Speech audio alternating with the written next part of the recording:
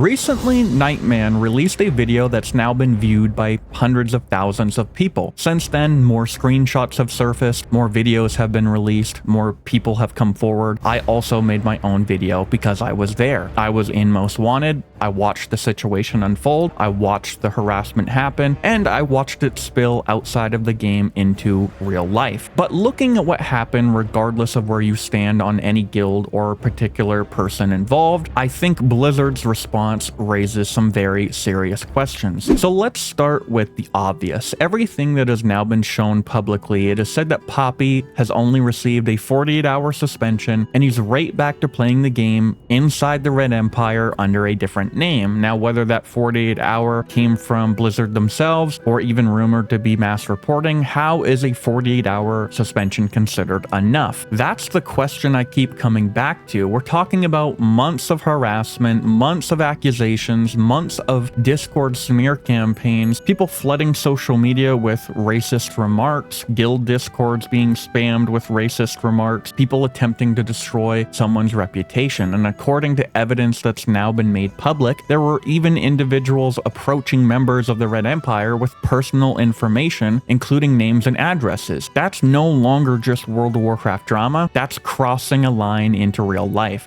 This situation escalated far beyond someone saying mean things in trade chat, yet Blizzard's visible response appears incredibly small, or non-existent, really, compared to the scale of everything that's happened. Meanwhile, we've seen Blizzard permanently ban players over gold buying. We've seen Blizzard delete entire guilds over RMT. We've seen accounts disappear for exploiting. So naturally, people are asking, how does this situation receive what appears to be such minimal punishment? Because from the outside looking in, it doesn't make sense. One thing that I think that gets lost in all of this, it's not a brand new story. Nightman simply shined a light on something that has been going on a lot longer than what happened to him in Most Wanted. From everything that's been shared, the conflict between Big PvP and the Red Empire has been going on since Anniversary Realms launched, whether that's with the Red Empire themselves or tracing back to the guild Wood Department. Ganking, world PvP, guild rivalries, that's part of playing on a PvP server. When you make a character on a PvP server, you sign up for that. But there's a line. There's a difference between fighting another guild inside the game and taking that conflict outside the game through harassment campaigns, attempts to expose personal info, and targeted intimidation. Those are two completely different things. And that's exactly why the situation has become worse. Because according to Big PvP, they've been pushing back against this kind of behavior for a long time. Then Nightman's video brought the issue into the spotlight, and since then, even more information has continued surfacing. Recently, Big PvP released a 48-minute interview with someone presented as a former officer of the Red Empire. It added another perspective to the situation that was already receiving enormous attention due to Nightman's video. And one thing that caught many people's attention, including my own, was Poppy's own comments that was featured in later videos. For months, Poppy denied accusations about doxing, but recent videos prove otherwise and have fueled even more debate over those denials. Take a look. There he is. He's back. What did he say? What did Mr. say? It gets even worse with the interview of the former Red Empire officer. They paint the entire guild going in a pretty toxic direction, and he goes on to say that some are still in the Red Empire because if they leave, they fear backlash. That's a pretty bad guild environment to be in, where you're basically at the whim of your unhinged GM, and if they tell you to do something, even if it's potentially criminal, you go do it, or you could face consequences. Most of the members of the Red Empire are like mostly there because of like the fear and like compliancy kind of. Yeah, like I said, it's like 40% complicity and 60% fear.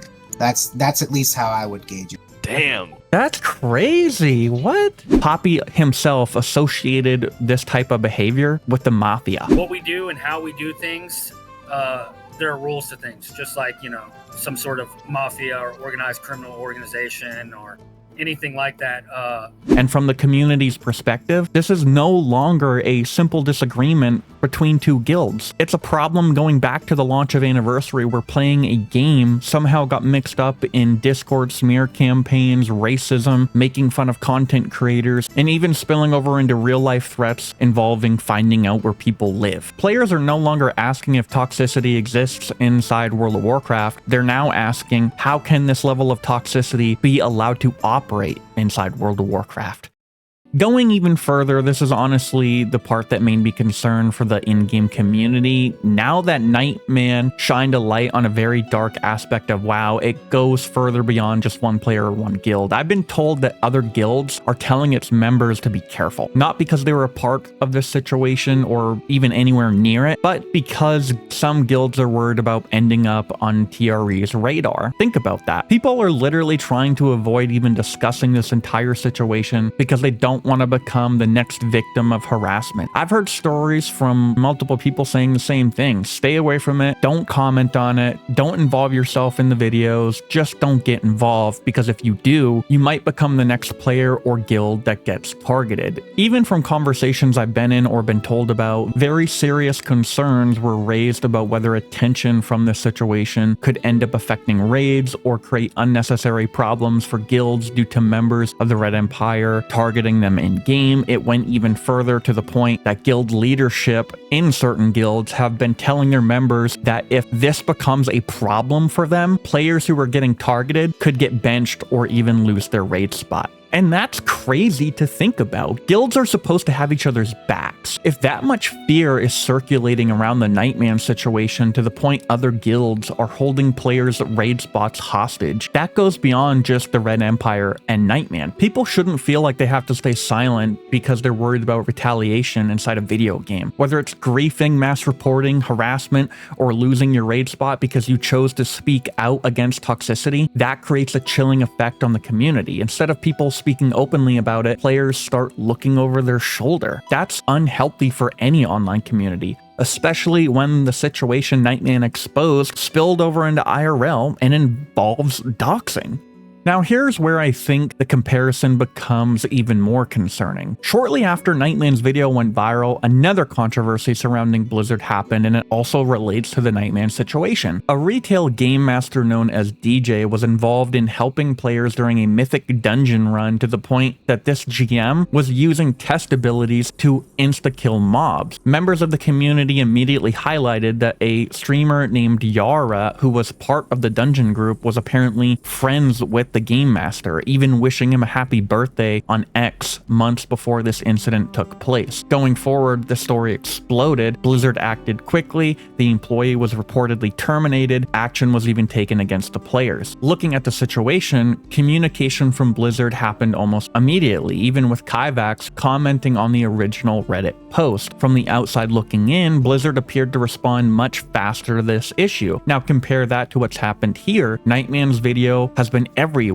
Other creators have covered it, community figures have discussed it, people have even made WoW forum posts about it. The conversation has only gotten louder, yet from the community's perspective, it feels like almost complete silence on Blizzard's end. That's the issue. This isn't about saying one situation matters more than the other, it's about consistency. If Blizzard enforcement can move quickly when the integrity of gameplay is questioned, why does it feel so different when the discussion is about targeted harassment that extends beyond the game itself? That's a fair question, and I think the community deserves an answer. Now let's zoom out and look at the bigger picture. Blizzard has spent years saying they are doing what they can to combat gold buying, bots, boosting, exploiters, RMT, and honestly, they should combat those things, even if right now they aren't currently meeting the end result the community expects. But here's my question. What about player safety? What about a situation where harassment follows someone for months? What about organized smear campaigns that don't stay inside the game? What message does it send if players believe buying gold receives a harsher consequence than coordinated harassment? You can even go further and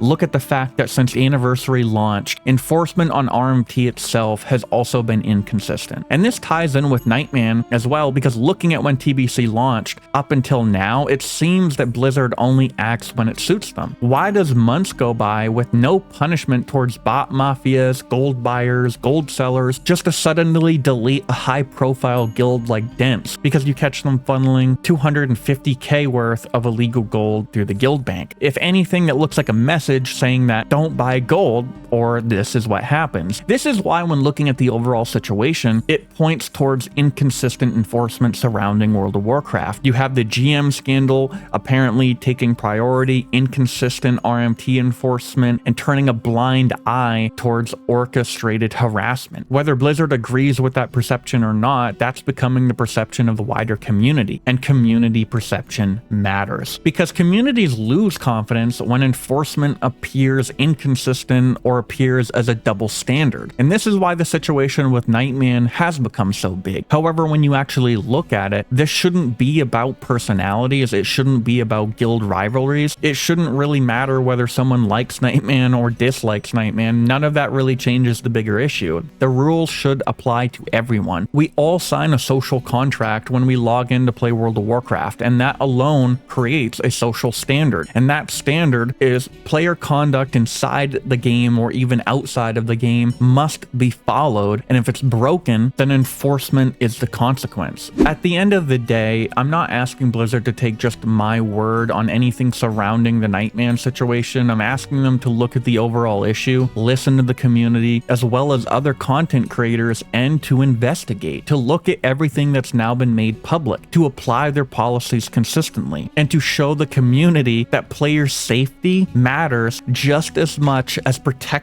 retail's mythic dungeons from GM scandals. You know, overall, it's a pretty Dooki situation, because if World of Warcraft is going to continue growing, especially with all the excitement surrounding Classic Plus, people need confidence that organized harassment won't be ignored now that this situation has been exposed and gotten worse. Whether you're a streamer, a content creator, a guild leader, or just a random player trying to enjoy the game, everyone deserves the same protection. I don't think that's a controversial opinion. I think that's the bare minimum. So with all of that said, let me know what you think down in the comments. What do you think of Blizzard remaining silent on this issue, and how do you think it affects the future of World of Warcraft? Be sure to like and subscribe. Thanks for watching, and I'll see you in the next one. Oh man, this is insane. There's so fucking many of them. Holy shit, dude. Oh, here they go! Dude, they came out like so fucking fast. Made a big mistake being first in line. Yeah.